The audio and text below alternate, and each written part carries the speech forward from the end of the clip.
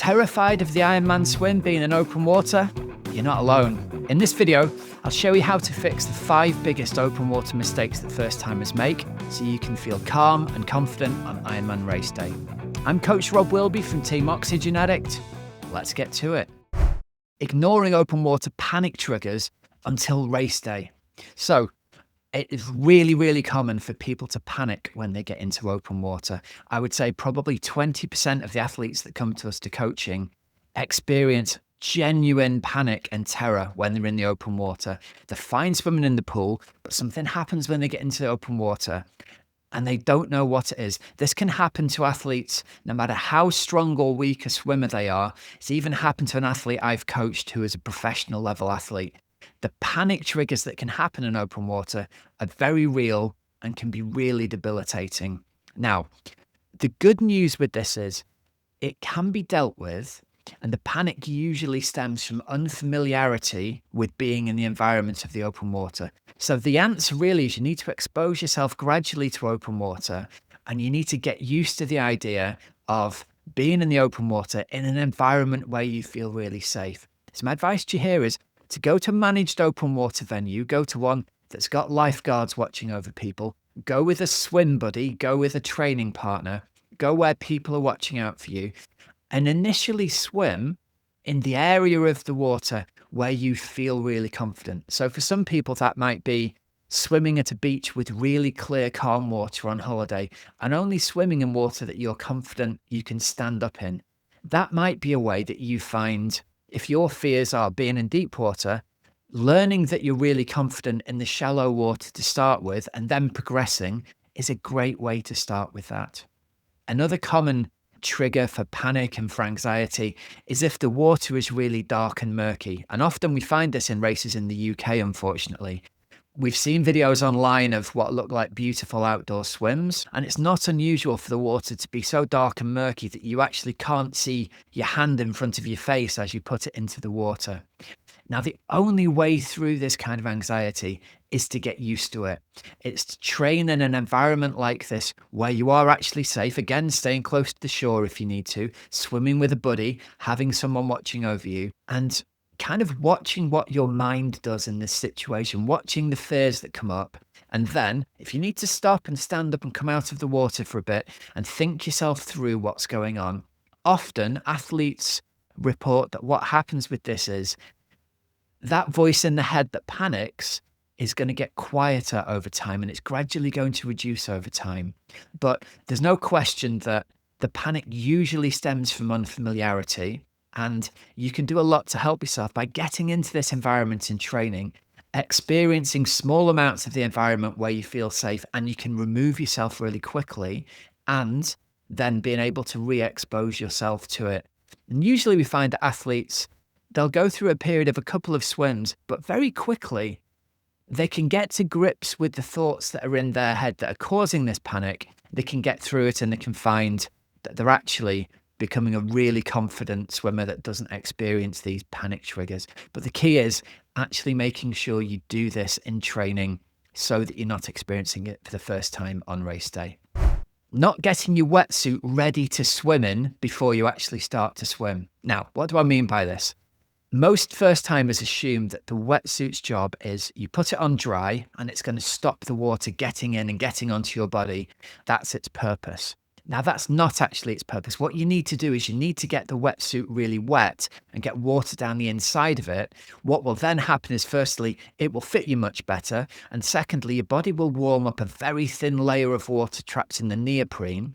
And that in itself is the thing that's going to keep you warm. So the way to go about this is to go into the water, bend down, pull the neck of the suit forward, scoop the water into the front of the suit, stand up, and squeegee that water down the front of your chest. Do the same so it goes down both arms. Walk back out of the water and squeegee that water down. The first thing you're going to find is your suit will fit you much better. It'll become much more pliable and it'll feel like it slides around on your skin and you can get it into the nooks and crannies of your elbows and the backs of your knees. It'll be much easier to fit.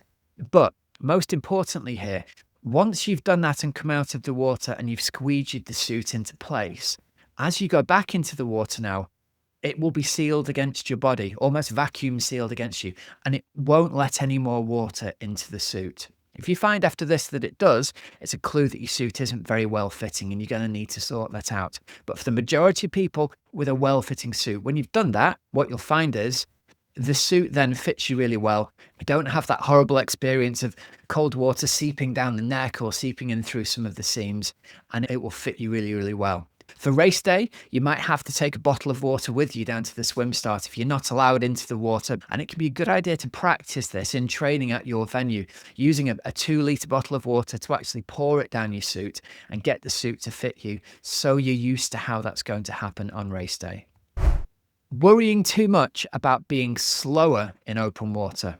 So it's really common, especially in the first few swims in open water, that they look at their watch afterwards and the pace is 15, 20, maybe 30 seconds per 100 slower than what they would swim in the pool. So it's quite usual for that to be the case. And there are a few reasons for this. Firstly, there's perhaps error in the GPS measuring how fast you're actually swimming. It's quite common that an open water venue will advertise it as a 500-meter loop, but it could be anywhere between 350 and 700 meters in reality.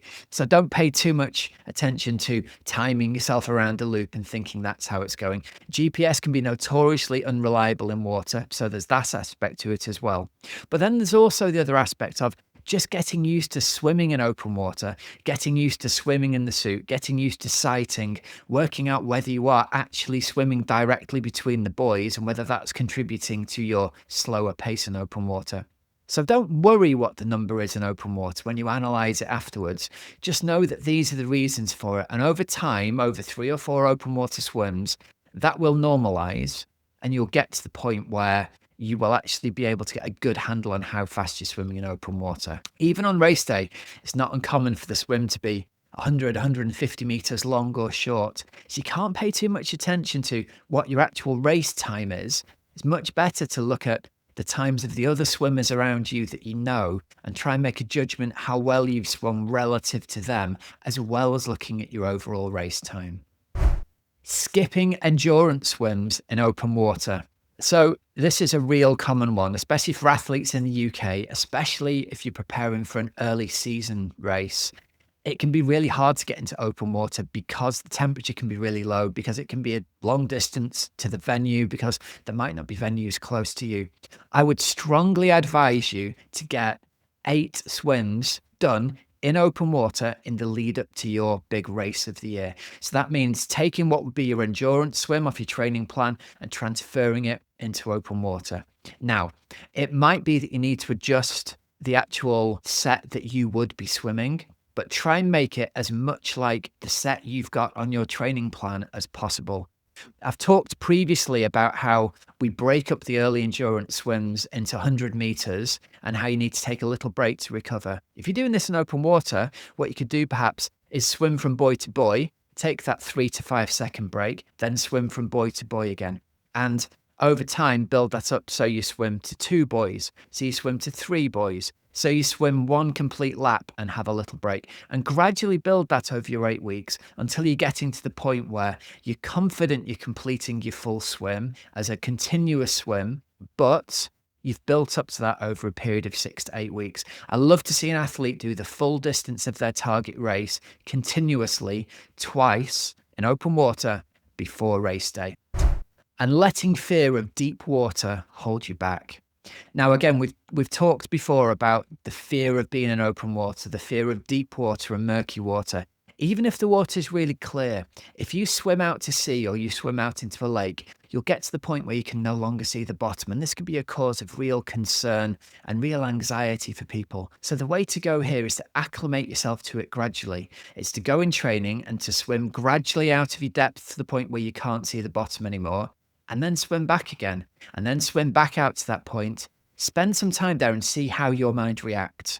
Some athletes are not bothered by this at all. Some athletes find it really disconcerting, and you need to learn what works for you here. But gradually desensitizing yourself to this across time is the way forward, and you'll find that your mind adapts really, really quickly.